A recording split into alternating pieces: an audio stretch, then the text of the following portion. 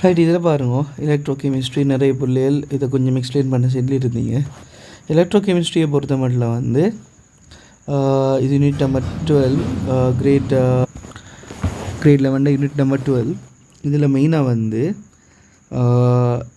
Cells பற்றி, அதாவது நம்மளோட பாசையில் சொல்ல போனால் பேட்ரி என்ன செல்ஸை பற்றின ஒரு மெயினான ஒரு விஷயம் இருக்குது. இதில் வந்து சில வேர்டுகள் உங்களுக்கு கொஞ்சம் கன்ஃபியூஸாக இருக்கும். அந்த வேர்டுகளை கிளியர் ஆக்கிட்டு போகிறேன். ஏன்னா வந்து இந்த ஆக்சிடேஷன் ரிடக்ஷனுங்கிறலாம் இருக்குது. சரியா? இதில் மெயினாக நான் சும்மா ஃபஸ்ட்டுக்கு சொல்கிறேன் பாருங்கள், ஸ்டார்டிங் பாயிண்ட்லேருந்து. இதில் வந்து இது வந்து பாருங்கள், ஒரு ZN இது வந்து நாகக்கோலை வந்து சல்ஃபியூரிக் ஆசிடுக்குள்ளே வச்சுருக்காங்க. இங்கே என்ன நடக்குதுன்னு பாருங்கள். ZN வந்து எலக்ட்ரான்ஸை லூஸ் பண்ணுது. ZN வந்து எலக்ட்ரானை லூஸ் பண்ணி ZN 2+ ஆகுது. அப்போ எலக்ட்ரான் லூஸ் பண்ணக்கோல அந்த எட்டம் வந்து ப்ளஸ் ஆகுது. ஞாபகம் வச்சுக்கோங்க. அப்போ எலக்ட்ரானை லூஸ் பண்ணதாலையும் கொஞ்சம் கவனமாக பார்த்துக்கோங்க. ZN சொலிடாக இருக்கக்கோல அதில் சார்ஜ் வந்து 0. ZN சொலிடாக இருக்கிற சார்ஜ் வந்து 0. அப்போ ZN வந்து 2+ மாறுது. அப்போ 0 இருந்த ZN 2+ மாறுதுண்டா 0லேருந்து 2+ங்கிற சார்ஜ் கூடி இருக்கு. இது ஷோர்ட்டாக பார்க்குற இப்படி தான். சார்ஜ் கூடினதுக்கு செல்ல ஆக்சிடேஷன், சார்ஜ் கூடினதுக்கு செல்லது வந்து ஆக்சிடேஷன்னு சொல்லுவாங்க. அந்த சார்ஜ் கூடுது. ஓகேவா? அதே மாதிரி இந்த இடத்துல இந்த சல்ஃபியூரிக் ஆசிட் எப்படி உடையுதுன்னு சொன்னால், சல்ஃபியூரிக் ஆசிட் டைலுவேட் சல்ஃபியூரிக் ஆசிட்டிங்க கூட H2SO4. அது வந்து இந்த H2SO4 வந்து எப்படி உடையுதுண்டா H+ ஆகவும் SO4 2- ஆகவும் உடையுது. இந்த இடத்துல பாருங்கள், இந்த H+ உடைஞ்சதில் இந்த H+ வந்து இந்த ZN லூஸ் பண்ணிச்சு தானே அந்த எலக்ட்ரான், அந்த ZNஆல் இருந்து இழந்த ZN வந்து ரிலீஸ் பண்ணின அந்த எலக்ட்ரான்ஸை இந்த H+, அந்த H+ எங்கே இருந்த சல்ஃபியூரிக் ஆசிடில் இருந்த H+ வந்து அதை எடுத்து ஹைட்ரஜன் கேஸாக மாறுது. அப்போ இங்கே 2 விஷயம் நடக்குது. அப்போ இது வந்து ஹாஃப் ரியாக்ஷன் சொல்லுவாங்க, அரைத்தாக்கம்.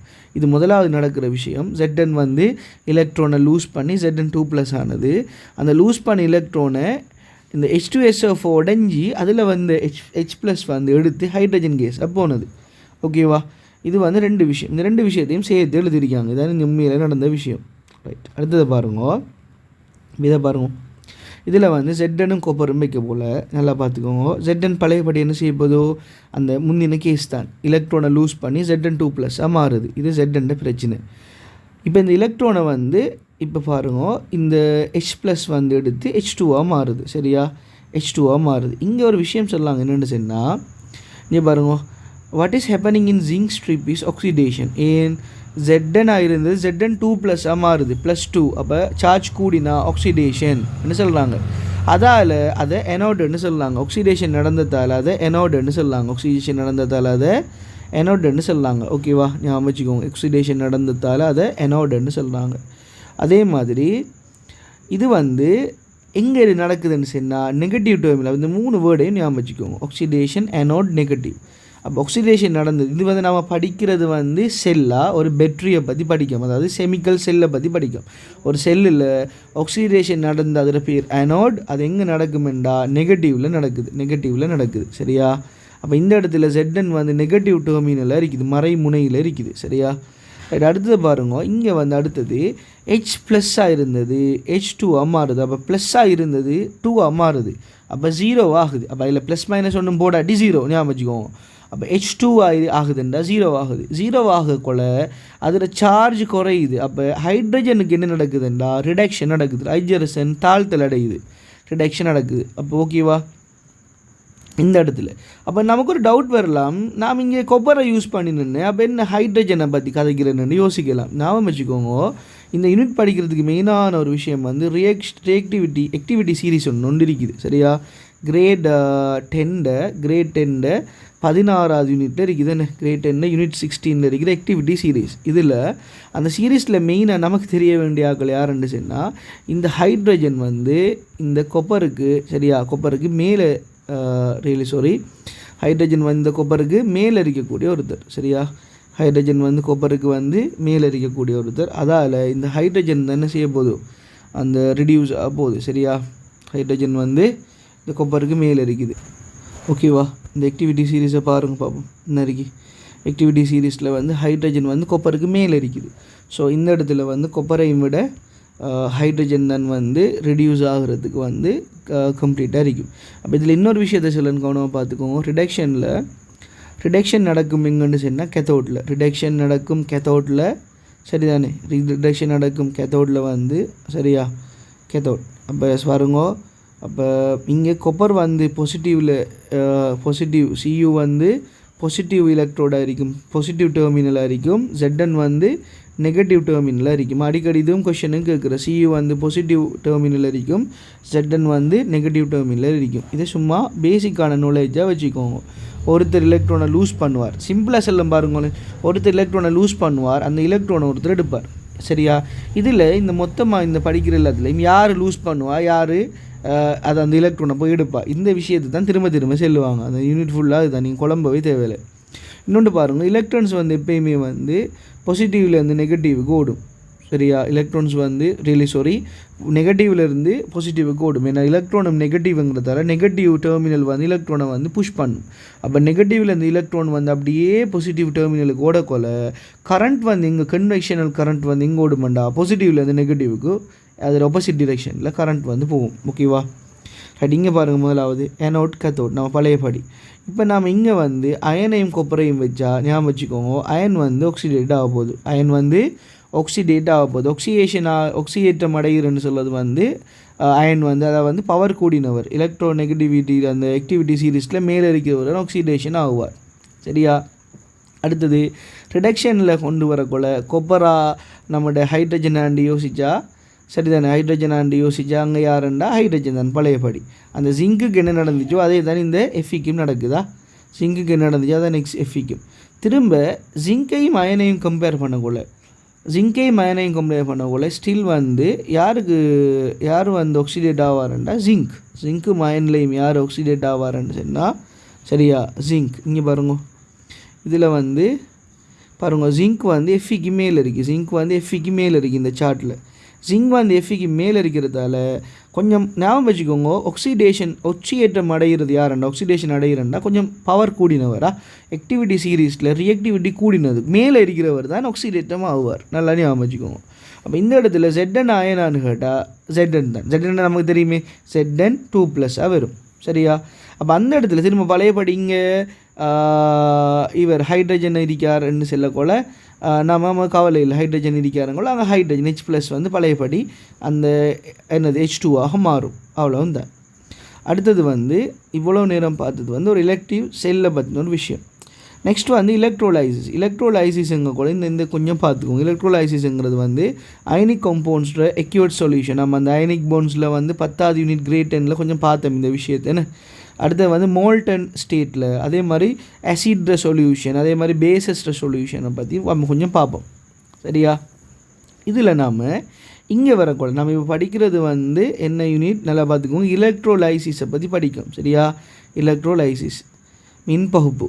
இந்த மின்பகுப்பில் எலக்ட்ரோலைசிஸில் இப்போ திரும்ப பாருங்க, இங்கே வந்து ஒரு எலக்ட்ரோலைட்டிக் செல் ஒன்று இருக்கும். இதில் வந்து கிரேட் 9ல் வந்து 10வது யூனிட்னு நினைக்கிறேன், சரியா.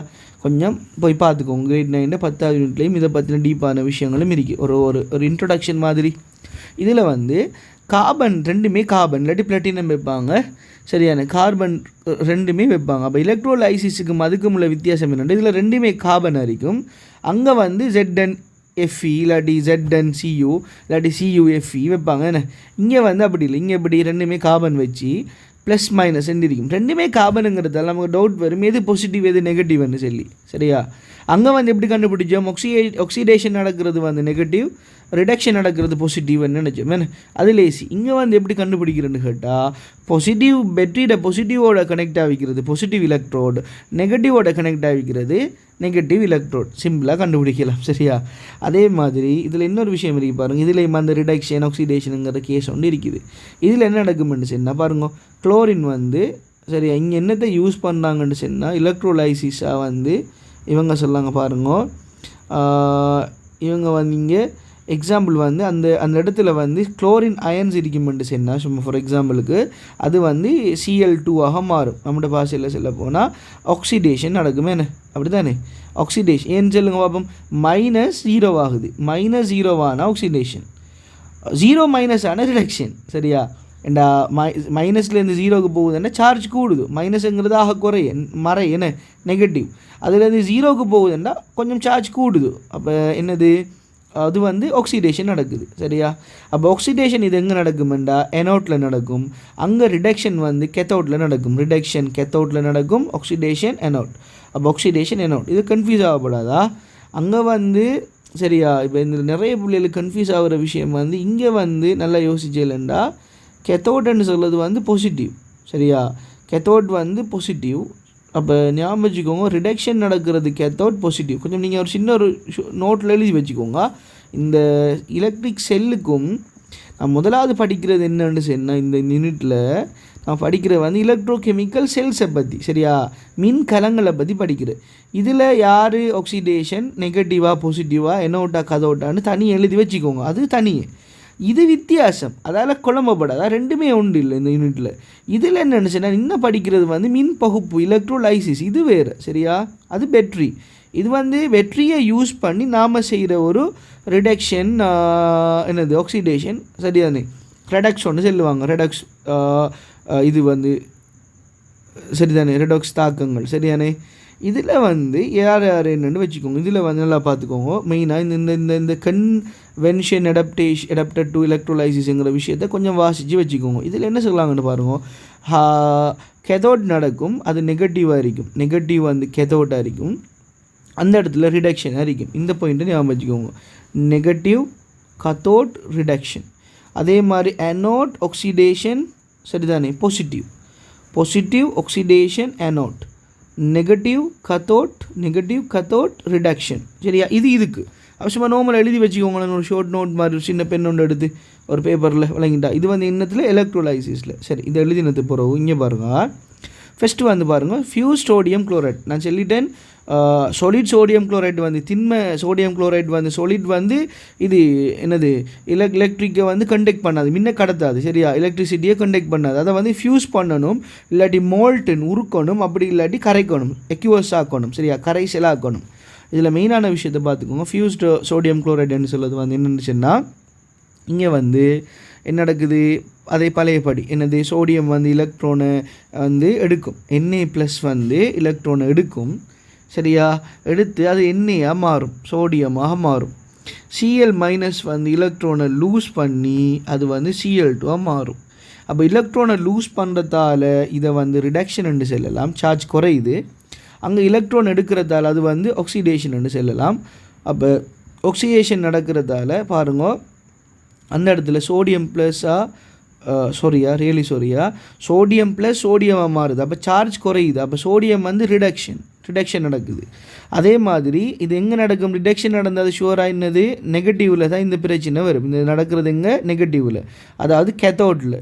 அதே மாதிரி Cl- இருந்து Cl2 ஆகுது, சார்ஜ் கூடுது. அப்போ இங்கே ஆக்சிடேஷன் நடக்குது. ஆக்சிடேஷன் அனோட்டில் நடக்கும், பாசிட்டிவ் பாசிட்டிவ் அனோட்னு ஞாபகம் வச்சுக்கோங்க. அப்போ இது ரெண்டும் நடக்கிறது தான், இது ரெண்டும் சேர்த்து மொத்தமாக எழுதியிருக்காங்க. கடைசியாக பார்த்தா NaCl இருந்து Na தனியாகவும் Cl2ஆகவும் போகுது. Na+ மாறுது. அப்போ ப்ளஸ்ஸாக இருந்தது 0 ஆகுது. அப்போ ரிடக்ஷன் தாழ்த்தல். Cl- இருந்தது Cl2 ஆகுது. அப்போ ஆக்சிடேஷன். கன்ஃபியூஸ் ஆகாமல் சும்மா நோமலாக இந்த சொல்கிற விஷயத்தை மட்டும் பார்த்துக்கோங்க. அடுத்தது எக்வஸ் சொல்யூஷன் அதில் ஞாபகம் வச்சுக்கோங்க. எண்ணெயும் இருக்கும் Cl-ம் இருக்கும், போதா குறைக்கு அதோட எக்வசன்ட் என்னது தண்ணி போட்டிப்பாங்களே H2O போட்டு தான் அதை வந்து கரைப்பாங்க. அப்போ அதில் H+ம் இருக்கும், OH- இருக்க போகுது சரியா. அப்போ இந்த இடத்துல ஞாபகம் வச்சுக்கோங்க, இந்த இடத்துல சோடியத்துக்கு வேலை இல்லை இந்த இடத்துல சரியா. சோடியத்துக்கு வேலை இல்லை. அந்த இடத்துல H+ தான் வந்து என்ன ஆக போகுது பாருங்கள், H+ வந்து H2 ஆக போகுது. அப்போ ரிடியூஸ் ஆக போகிறது யாருண்டா சோடியம் இல்லை, ஹைட்ரஜன். அங்கே யார் உருக்கினா ஃபியூஸ் பண்ணினா அங்கிட்டது சோடியம். ஏன்னா அந்த இடத்துல H+ங்கிறத வரலையே, தண்ணி யூஸ் பண்ணலையே, டிரெக்டாக சூடாக்கி சோடியம் குளோரைட்டை வந்து என்ன செய்ய போகிறோம், உப்பை வந்து சூடாக்கினா அது கொஞ்சம் என்ன செய்யும், அது கொஞ்சம் கரையும். கரையும், ஆனால் தண்ணி போடலை. ஆனால் இங்கே தண்ணி போகிறதால H2O யூஸ் பண்ணுறதால இங்கே H+ ஒருத்தர் வந்துட்டார். அப்போ இங்கே ரிடியூஸ் பண்ணுவார் யாருண்டா சோடியம் ஹைட்ரஜன் கேட்டால் ஹைட்ரஜன் தான் இங்கே ரிடியூஸ் ஆக போகிறார். அப்போ குளோரின் பழையபடி குளோரினுக்கு குளோரின் தான் சரியா. அப்போ இது ரெண்டையும் சேர்த்து எழுதினா இப்படி வரும். அடுத்தது பாருங்க, அது வந்து NaCl பிரச்சனை. அடுத்து கொப்பர் சல்ஃபேட் என்ற Cu2+ இருக்கும். இது மெயினாக படிக்கக்கோல NaCl யார் Na+, Cl-. NaCl எக்யூவசண்டாக என்ன Na plus Cl minus H plus OH minus இவ்வளோ பேரும் இருப்பாங்க. இதில் யார் ரிடியூஸ் ஆக போகிறா, யார் ஆக்சிடேட் ஆக போகிறா, ஆக்சிடேஷன் ஆக போகிறா, இதில் நேம் பார்த்தா சரி. இது பார்த்து போகிறது இந்த யூனிட்டில் மெயினான விஷயம். இதை பாருங்க, கொப்பர் சல்ஃபேட் என்ன இருக்கும், Cu2 ப்ளஸ் இருக்கும், சுமலி காட்டனே Cu2 ப்ளஸ் இருக்கும். அதே மாதிரி SO4 2- இது கொப்பர் சல்ஃபேட்டில் இருக்கும். அதே மாதிரி தண்ணி இருக்கிறதால H ப்ளஸும் இருக்கும், OH மைனஸும் இருக்கும். இப்போ நம்மளோட கேள்வி வந்து யார் ரெடியூஸ் ஆக போகிறா, யார் வந்து இதாக போகிறா, நம்மளோட ஆக்சிடேட் ஆக போகிறா. ரெடியூஸ் ஆகும் எதுன்னு கேட்டால் பாசிட்டிவ் அயன்ஸுக்குள்ளே இந்த ரிடியூஷனுங்கிறது நடக்கும். இந்த அவிய தானே 0 ஆக போகிறாங்க, ப்ளஸ்ஸாக இருக்கிறது 0 ஆகும், அதான் ரெடியூஷன்னு சொல்லுது. CuH1 நமக்கு ஆல்ரெடி தெரியும், ரெடியூஸுங்கிறது வந்து தாழ்த்துறது. என்ன ரெடியூஸ் ஆகுறங்கிறது வந்து வீக்கான ஆள் தான் செய்வார், அதாவது கீழே இருக்கிறார். அதாவது ஹைட்ரஜனை விட கொப்பர் தான் கீழே இருக்கு. அப்போ கொப்பர் தான் ரெடியூஸ் ஆக போகுது. இந்த இடத்துல ரெடியூஸ் ஆகிறது யார், R2 போகிறனே, ரெடியூஸ் ஆகிறது வந்து கொப்பர். அடுத்து SO4 OH மைனஸ் ஆன்னு கேட்டால் OH மைனஸ் தான் என்ன செய்ய போகிறார், இவர் வந்து ஆக்சிடேஷன் ஆக போகிறார். சரியா, இதுக்கு சும்மா ஒரு ஷார்ட்டாக ஒரு விஷயம் சொல்லுவாங்க, இவரில் 2 மைனஸ் இருக்குது, இவரில் 1 மைனஸ் இருக்கிறதால ஆக்சிடேட் ஆகிறதுக்கு இவர் 1 மைனஸ்ங்கிறதால இவர் பெய்த்துருவார், இவர் 2 மைனஸ்ங்கிறதால இவர் பின்னுக்கு தள்ளிடுவார், இவர் போக மாட்டார். அப்போ ஆக்சிடேஷன் நடக்கும் OHக்கு, OH மைனஸுக்கு, ரிடக்ஷன் நடக்கும் Cu2 ப்ளஸுக்கு. ஏன் அமைச்சிக்கோங்க, ஓகேவா. அது எப்படி நடக்குது, Cu வந்து 2 எலக்ட்ரானை எடுத்து Cu ஆக மாறுது, அப்போ ரிடக்ஷன். OH மைனஸ் வந்து எலக்ட்ரானை எடுத்து O2 ஆகும், அதில் வந்து O2 ஆக மாறுது. சரியா, H2 மாறுது. பாருங்க கொஞ்சம் பாருங்க சொல்லாங்க, SO4 and OH minus ion and solution are attached toward the positive electron of these. OH minus have the greater tendency to be oxidized. என்ன சொல்லாங்க, OH மைனஸுக்கு தான் SO4 2- விட கிரேட்டர் டெண்டன்சி டு பி ஆக்சிடைஸ்டுன்னு சொல்லலாம். ஆக்சிடேட்டம் ஆகிறது, ஆக்சிடைசேஷன் ஆகிறதுக்கு வந்து யார், இந்த OH மைனஸ் தான் சான்ஸ். அப்போ எப்படி கண்டுபிடிக்கலாம், OH மைனஸ் O2 ஆக மாறிடும், ஆக்சிஜனாக மாறிடும். அப்போ அனோடில் கேஸஸ் வருமாம். அப்போ என்ன அப்சர்வேஷன் அதையும் பார்த்துக்கோங்க. சரியானே, இதில் எஸ்ஐயில் கேட்கலாம் தானே. அப்போ இங்கே வந்து gas bubbles, oxygen gas bubbles வருமா, ஓகேவா. அதே மாதிரி அடுத்தது எசிலுடேட் வாட்டர். எசிலுடேட் வாட்டரில் வந்து எனோட் கேத்தோட் வச்சு பார்க்கல. எசிலுடேட் வாட்டருங்கிறது வந்து என்ன எசிட்ங்கிறது, எசிட் என்றாலே H ப்ளஸ் தான், எசிட் என்றாலே H ப்ளஸ் தான், ஞாபகம் வச்சுக்கோங்க. H ப்ளஸில் இந்த H ப்ளஸ் வந்து ஹைட்ரஜன் கேஸாக போகும். அதே மாதிரி பழையபடி இந்த OH மைனஸ் இருக்குது தானே, OH மைனஸ் என்ன எசிலுடேட் வாட்டர். அப்போ தண்ணியில் இருக்கிற OH மைனஸ் தான் என்ன செய்ய போகுது, அது வந்து ஆக்சிடேட் ஆக போகுது, ஓகேவா.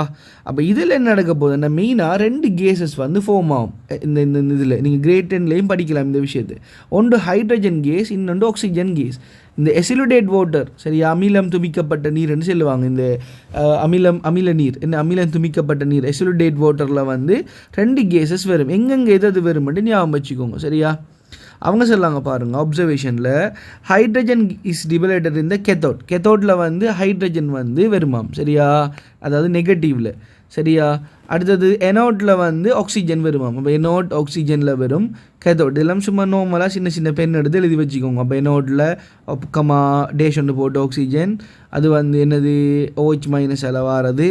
சரியா, அப்போ 2 பேரும் சும்மா அப்சர்வேஷன் மட்டும்தான் எக்ஸாமில் கேட்க போகிறாங்க. அப்போ எனோட்டில் வந்து ஆக்சிஜன் வரும், கேத்தோட்டில் வந்து ஹைட்ரஜன் வரும். ஏன் 2 தெரியும், H ப்ளஸ் வந்து ரெடியூஸ் ஆகுது, OH மைனஸ் வந்து ஆக்சிடேட் ஆகுது, ஓகேவா. அது anode, OH minus, H plus வந்து கேத்தோட் மைனஸ். சரியா, அடுத்தது வந்து அப்ளிகேஷன்ஸ் சும்மா பார்த்துக்கோங்களேன். Extraction of metal refining, electroplating, industrial production of sodium ஹைட்ராக்சைடை வந்து டயஃப்ரம் செல் மெத்தடில் வந்து செய்வாங்க. இது கொஞ்சம் பார்த்துக்கோங்க.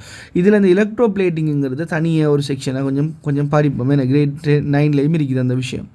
அடுத்தது industrial production of sodium metal. அவங்க சொன்னாங்களே டயஃப்ரம் செல்லுண்டு, அதாவது என்ன விஷயம்னா நம்ம ஆல்ரெடி இதை பார்த்துருக்கோம்.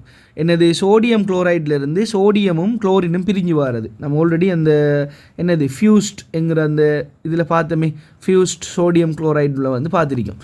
இதில் வந்து சோடியம் வந்து என்னவா போகும், Na, சோடியம் ப்ளஸ் வந்து Na வந்து ரிடியூஸ் ஆகும், Cl மைனஸ் வந்து ஆக்சிடேட் ஆகும் Cl2. சரியா, இதை கொஞ்சம் மேலே இருக்கிற அந்த சார்ட்டை பார்த்துக்கோங்க. இதில் இந்த செட்டப்பை கொஞ்சம் பார்த்துக்கோங்களேன். ரோ மெட்டீரியல்ஸ், குளோரின் கேஸ் வந்து வெளியில் போகும், லிக்யூட் சோடியத்தை போடுவாங்க. இங்கே பாருங்கள் நடுவில் இதை வந்து டவுன் செல்லுன்னு சொல்லுவாங்க. சரியா, அது வந்து டவுன் மெத்தட். இதில் நடுவில் வந்து கிரஃபைட் அனோட் ஒன்றை வச்சு இருப்பாங்க. சரியா, இது 2க்கும் இடையில் ஒரு ஸ்டீல் டயஃப்ராமை வச்சு இதை வந்து 2 சைடும் வந்து இதை வந்து கவர் பண்ணியிருப்பாங்க. அப்போ கேள்வியில் இந்த செட்டப்பை சும்மா தந்து இந்த ஈக்குவேஷன்ஸ் எல்லாம் சும்மா எழுத செல்லுவாங்க. அதே மாதிரி இந்த கொஷனில் அடிக்கடி கேட்டுருப்பாங்க எப்படின்னு சொன்னால், ஏன் இது 2க்கும் இடையில் வந்து ஒரு ஸ்டீல் மெஷ் டயஃப்ராம் ஒன்று யூஸ் பண்ணுறாங்க, ஏன் இதுக்கு ஒரு தடுப்பு ஒன்று வைக்காங்க, ஏன் இதை வந்து பிளாக் பண்ணுறாங்க, நடுவில் வந்து ஒரு திரை ஏன் போடுறாங்கன்னு கேட்டால் மீனிங் வந்து பாருங்கள், it prevents the reaction between the sodium chlorine to form sodium chloride. அதாவது ஒரு பக்கம் சோடியம் வந்து இருக்கும், இன்னொரு பக்கம் குளோரின் வந்து இருக்கும் தானே, அந்த வந்து உருவாகிற அந்த ப்ரொடியூஸ் ஆகிற சோடியம் குளோரின் மிக்ஸ் ஆகி பழையபடி அது Na+Cl வந்து NaCl மாறாமல் 2 பக்கமும் பிளாக் பண்ணி இந்த பக்கம் வர சோடியம் தனியாக எடுப்பாங்க, அங்கே பக்கம் வர குளோரினை தனியாக எடுப்பாங்க. சரியா? அப்போ 2க்கும் இடையில் ஒரு பெரியர் ஒன்று வைப்பாங்க. அந்த பெரியர் வைக்கிறதுக்கான ரீசன் என்ன? To avoid the mixing of sodium and chlorine எழுதினாலே சரி. ஓகேவா? அப்போ யூசஸ் ஆஃப் சோடியம், அந்த சோடியம் லேம்பில் இருக்கும், கூலண்ட், அதே மாதிரி லெபரட்டரி எக்ஸ்பெரிமெண்ட்டுக்கு யூஸ் பண்ணுவாங்க.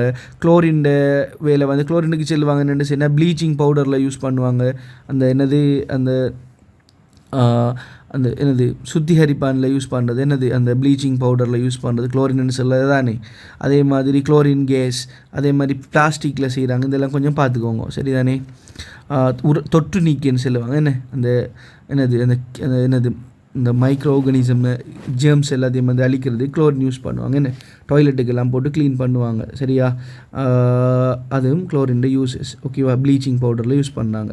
அடுத்து வந்து எலக்ட்ரோ பிளேட்டிங்கிறது நம்ம ஆல்ரெடி இந்த எலக்ட்ரோலைசிஸில் ஒரு ப்ராசஸ் அதை யூஸ் பண்ணுற ஒரு அப்ளிகேஷன். எலக்ட்ரோ பிளேட்டிங்கிறது என்னென்னு சொன்னால், ஒரு பக்கம் ஒரு பிளேட்டையும் அது வந்து ஒரு கொப்பராக இருக்கும், கோல்டாக இருக்கும், சில்வராக இருக்கும், அலுமினியமாக இருக்கும், ஒரு பிளேட்டை வச்சு இன்னொரு பக்கம் ஏதாவது ஒரு மெட்டலில் வைப்பாங்க. பாருங்கள், இந்த படத்தில் ஒரு ஸ்பூனை வச்சு அது என்னத்தில் வைக்காங்கன்னா மைனஸில் வைக்காங்க. நினைப்பு வச்சுக்கோங்க, கெத்தோட்டில் தான் அந்த ஸ்பூனை வைப்பாங்க. அது எங்கே எது வைக்கிறேன்னு கேள்வியில் கேட்பாங்க. சரியா? இது வந்து எஸ்ஏக்களில் வர கேள்வி. நீங்கள் அந்த எனோட்டுக்கு தான் அந்த பிளேட் பண்ண போகிற அந்த எனோட் பிளேட், இந்த கொப்பர், கோல்டு, சில்வர், அலுமினியம் இது எல்லாத்தையும் வந்து எங்கே வைப்பாங்கண்டா பாசிட்டிவில் வைப்பாங்க. சரியா? வச்சா இந்த பிளேட் என்ன செய்யும்டா கரைஞ்சி இந்த ஸ்பூனில் போய் படும். ஓகேவா? இதில் வந்து பாருங்கள், when electroplating objects important to know the following. இதையும் கொஞ்சம் பார்த்துக்கோங்க. சரியா? அதே மாதிரி இங்கே நடக்குதுன்னு சொன்னா, ஃபார் எக்ஸாம்பிள் இப்போ கொப்பரும் ஒரு அயன் ஸ்பூனும் இருக்குது தானே, இதில் வந்து கொப்பர் வந்து ஆக்சிடேட் ஆகும். அதாவது Cu வந்து Cu2+ மாறும். சரியா? அதே மாதிரி இங்கே வந்து நல்லா பாருங்க, திரும்ப இந்த இடத்துல இங்கே அயனில் வந்து என்ன நடக்க போகுதுன்னா, the solution of Cu ions in the little amount of H+ ion produced by the dissolved water, in the Cu ion which is less reactivity shows the great tendency to reduce, therefore the cathodic reaction. அப்போ இங்கே இப்போ நல்லா யோசிச்சு பாருங்க, எனோடிக் ரியாக்ஷனில் வந்து என்ன நடக்குதுண்டா, copper வந்து கரைஞ்சி, சரியா பாருங்க, அனோட் டிசோல்வ் கிராஜுவேட்லி, அதாவது அனோட் வந்து கரையும், அனோட் வந்து கிராஜுவலி வந்து கரையும், கொஞ்சம் கொஞ்சமாக கரையக்கும். இது எக்ஸாம்பிளில் கேட்பாங்க. இந்த ஒப்சர்வேஷன்ஸ் எல்லாம் ஞாபகம் வச்சுக்கோங்க. இந்த ஹாஃப் ரியாக்ஷன் ஒப்சர்வேஷன்லாம் ஞாபகம் வச்சுக்கோங்க, அடிக்கடி கேட்பாங்க. இதில் வந்து கொஞ்சம் கொஞ்சமாக கரையக்குள்ள அந்த இடத்துக்குள்ளே அந்த எலக்ட்ரோபிளேட்டிங் செய்கிற இடத்துக்குள்ளே உங்களுக்கு Cu2+ இருக்கும். அதே மாதிரி SO4 கொப்பர் சல்ஃபேட் தானே, அப்போ SO4 இருக்கும். வாட்டருங்கிறதால H+ OH- எல்லாம் இருக்கும்.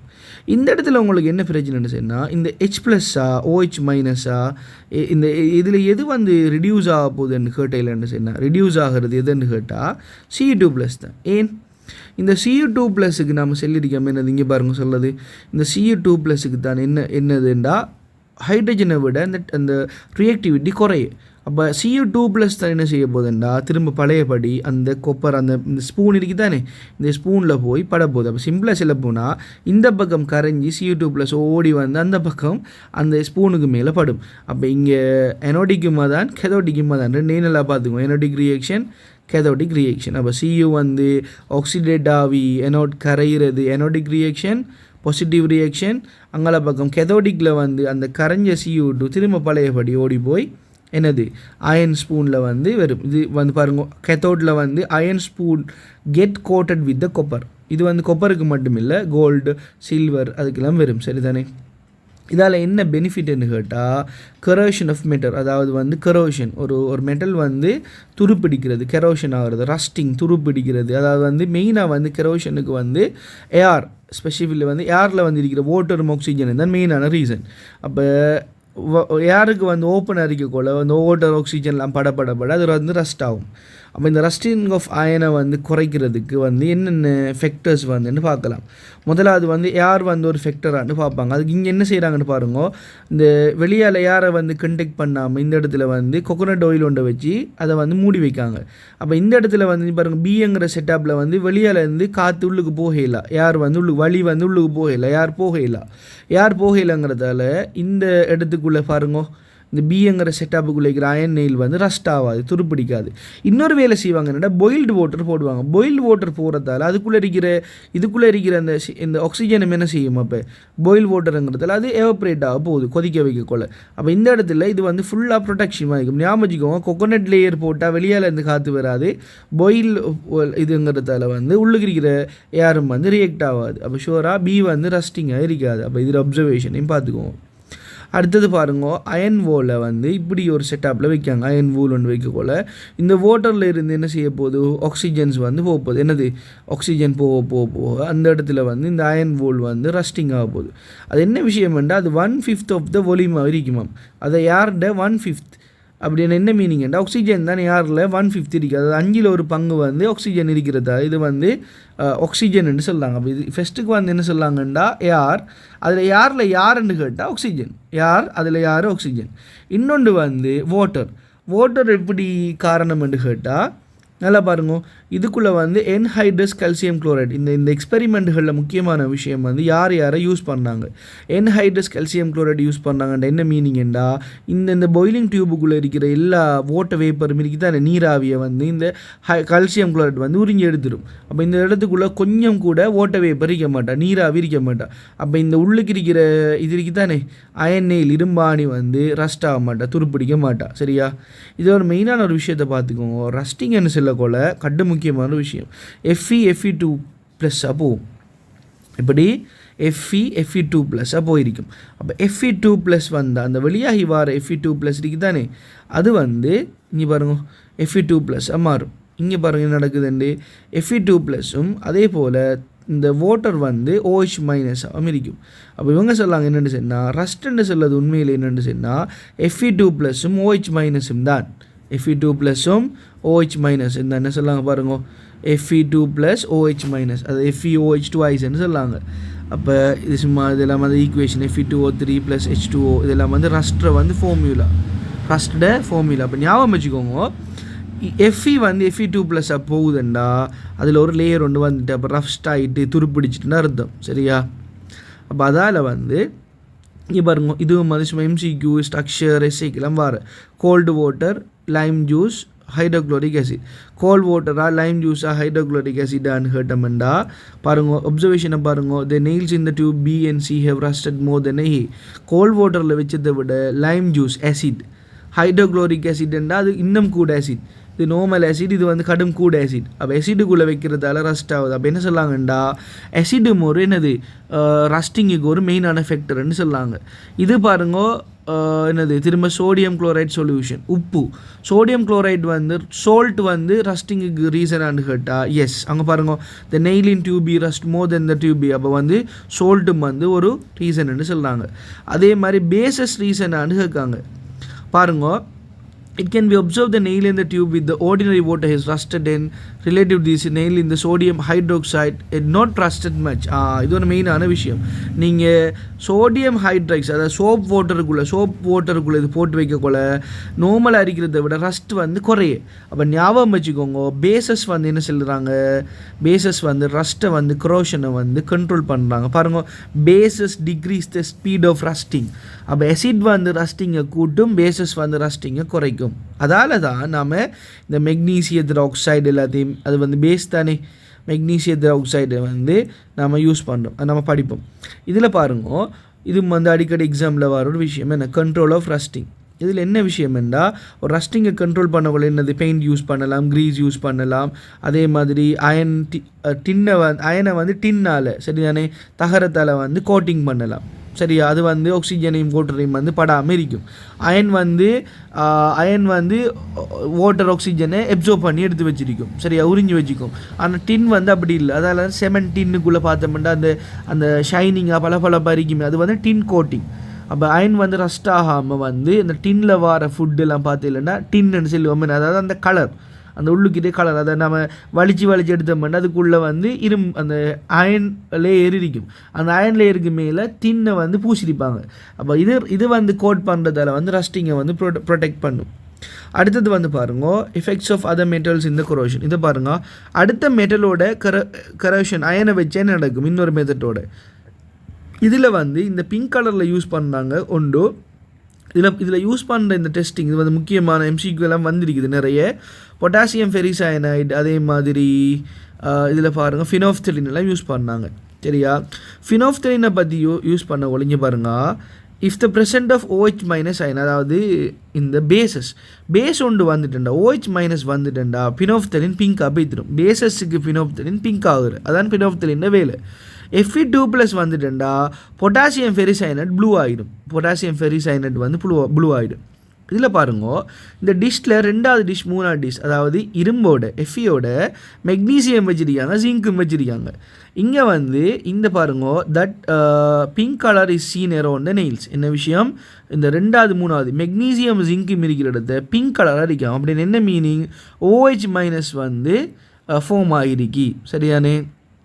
அதே மாதிரி Fe2+ அயன் வந்து வரலை. ஏன், ப்ளூ கலர் அதில் வரலை. எப்படி ப்ளூ கலர் வரல. ப்ளூ வந்தால் இந்த புக்கில் வந்து இதை பிளக்கால் மார்க் பண்ணிக்காங்க, அது பிளக்கில் ப்ளூ தானே. அது பிங்க் வந்தால் OH மைனஸ் வந்துட்டு, ப்ளூ வந்தால் மீனிங் என்னென்னா நம்மளோட அயனில் வந்து இவர் வந்துட்டார், அந்த Fe2+ வந்துட்டு. அப்போ இந்த இடத்துல Fe2+ வரலை. அப்போ மெக்னீசியம் ஜிங்க்கு மிரிக்கோல என்ன நடக்குதுன்னு சொன்னால், இந்த இடத்துல வந்து OH மைனஸ் தான் ரிடியூஸ் ஆகுது. OH மைனஸ் தான் பாருங்க கேத்தோடிக் ரியாக்ஷன் ஒன்று நடக்குது, சரியா. OH மைனஸ் தான் நடக்குது, ஓகேவா. ஏன்னு செஞ்சு பாருங்க, the magnesium and zinc are more reactive than ions. அப்போ இந்த இடத்துல மெக்னீசியம் ஜிங்க்கும் அயனை விட ரியாக்டிவிட்டியில் கூடங்கிறதால நம்ம இந்த பார்த்தோமே, மெக்னீசியம் ஜிங்க்கும் எங்கே இருக்குன்னு பாருங்கள், எஃபிக்கு மேலே ஜிங்க் இருக்குது, அதுக்கு மேலே மெக்னீசியம் இருக்குது. அதால் இந்த இடத்துல Fe வந்து ரியாக்டிவ் ஆகலை. அப்போ இங்கே பாருங்கள், மெக்னீசியம் தான் Mg2+ ஆகிருக்குது, Zn தான் Zn2+ ஆகிருக்குது, Feக்கு எதுவுமே நடக்கலை, சரியா. அப்போ அதால் வந்து Fe வந்து என்னது கரோட் ஆகலை, அதை வந்து துருப்பிடிக்கலை, கரோஷனுக்கு வரலை. ஆனால் கொப்பரும் பிபியும் வந்து Feயோட ஆக்டிவிட்டி குறையுங்கிறதால அந்த இடத்துல கொப்பரையும் பிபிஐயோட சேர்த்து வச்சாலும் Fe தான் என்ன செய்ய போகுது, இந்த என்னது ஆக்சிடேட் ஆக போகுது, அது Fe2+ ஆக போகுது. அப்போ அந்த இடத்துல Fe2+ங்கிறது வரப்போகுது. ப்ளூ கலரை பார்க்கலாம். அதே மாதிரி வழக்கம் போல் OH மைனஸும் வாரத்தால் ரெட் கலரையும் பார்க்கலாம், பிங்க் கலரையும் பார்க்கலாம். அப்போ இந்த இடத்துல ப்ளூ வரலைன்னு ஞாபகம் வச்சுக்கோங்க. இது MCQல வந்தாலும் சரி, எஸ்ஏயில் வந்தாலும் சரி, ஸ்ட்ரக்சரில் வந்தாலும் சரி, பிங்க் மட்டுமே வந்திருக்கு, ப்ளூ வரலை. நீங்கள் ப்ளூவை தான் யோசிக்கணும். ப்ளூ கலர் இங்கே ஃபார்ம் ஆகலைண்டா Fe வந்து கரோஷன் நடக்கலை. ஆனால் இந்த இடத்துல ப்ளூ வந்திருக்கு, இது பிங்க்கும் வந்து ப்ளூவும் வந்திருக்கு. பிங்க் எப்படியுமே வரும், சரியா. என்னடா OH மைனஸ் தானே, அதில் விஷயம் நமக்கு Fe2+ வந்தால் ப்ளூ காட்டும். ஆனால் இங்கே ப்ளூ காட்டலை, மெக்னீசியம் ஜிங்கோடைக்கோல ப்ளூ காட்டலைங்கிறதால, சரியானே. ஃபெரிசயனைட்டுக்கு வந்து ப்ளூ காட்டல்ன்னு சொல்கிறதால இங்கே வந்து Fe2+ வரலை. அப்படின்னா என்னது, இரும்பு வந்து கரோட் ஆகலை, Fe வந்து கரோட் ஆகலை, துருப்பிடிக்கலைன்னு அர்த்தம். ஆனால் 4 கொப்பரையும் பிபிலையும் போல் இந்த ப்ராப்ளம் வந்து இருக்குது. இதைத்தான் அவங்க சொல்கிறாங்க அந்த விஷயத்தை. ஸோ கெத்தோடிக் ப்ரொடெக்ஷனுங்கிறது என்ன விஷயம்னு சொன்னால், இதை வச்சு நாம் யூஸ் பண்ணலாம். ஜிங்கை வந்து கெல்வனைசிங் பண்ணலாம், ஜிங்கை யூஸ் பண்ணி கெல்வனைசிங் பண்ணலாம், பக்கெட்ஸ், ரூஃபில், பைப்பில் என்று சொல்கிறாங்க, சரியா. அதே மாதிரி மெயினாக சொல்கிறாங்க ஷிப் ஷெய்லிங்ஸ் இன் த ஷீ, அதாவது வந்து zinc and magnesium to the hulls of the ship, அதாவது வந்து அடிப்பகுதி, ஹல்ஸ் ஆஃப் த ஷிப், அதாவது வந்து ஒரு கப்பல்ட ஒரு ஷிப்ட வந்து பேஸ் இவ்வளவும் தான், இந்த துண்டு இவ்வளவும் வந்து ஒரு கப்பல்ட அப்படி தானே, இந்த துண்டு இவ்வளவும் நறுக்கி, இந்த துண்டு இவ்வளவும் வந்து என்ன செய்யும்னு சொன்னால் தண்ணிக்குள்ளே போகும். எந்த பகுதியெல்லாம் தண்ணிக்குள்ளே போகும், அதாவது உப்பு தண்ணி பட்டால் கரோடா வந்து நம்ம பார்த்துட்டோம். சோல்ட் வந்து NaCl வந்து ஷுவராக கரோஷனுக்கு ஒரு ஃபேக்டர் தான் அதுவும், சரியா. அப்போ அதால் வந்து இந்த இந்த இந்த ஏரியாவை மட்டும் என்ன செய்வாங்கன்ற ஒரு ஷிப்டை வந்து மெக்னீசியம் ஜிங்கையும் மிக்ஸ் பண்ணி என்ன செய்வாங்களாம், ஒரு வெல்டிங்கால் செய்வாங்களாம் அந்த இடத்துல. சரியா. கொஞ்ச நாள் போனது போகிற அதை கலட்டி போட்டு திரும்ப இன்னொரு தரம் ஃபிட் பண்ணி யூஸ் பண்ணுவாங்க. அதில் வந்து ஷிப்ஸ் வந்து கரோட் ஆகாமல், அந்த அடிப்பகுதி வந்து தேஞ்சி போகாமல் யூஸ்ஃபுல்லாக இருக்குமா. ஓகேவா. நான் மெயினாக எல்லாத்தையும் வந்து சொல்லிட்டேன். கொஞ்சம் இன்னொரு தரம் ரிவிஷன் மாதிரி பார்த்துட்டு புக்கையும் இன்னொரு தரம் பார்த்து படிங்க. சரிதான். இதில் மிச்சம் மெனக்கெட தேவையில்ல. இந்த வீடியோவை கொஞ்சம் லைட்டாக சுற்றி பார்த்தாலும் ஒன்றும் இல்லை. ½ அன் ஹவருங்கிறது நமக்கு பெரிய ஒரு டைம். நாளைக்கு எக்ஸாம் நல்லபடியாக பார்த்துக்குவோம்.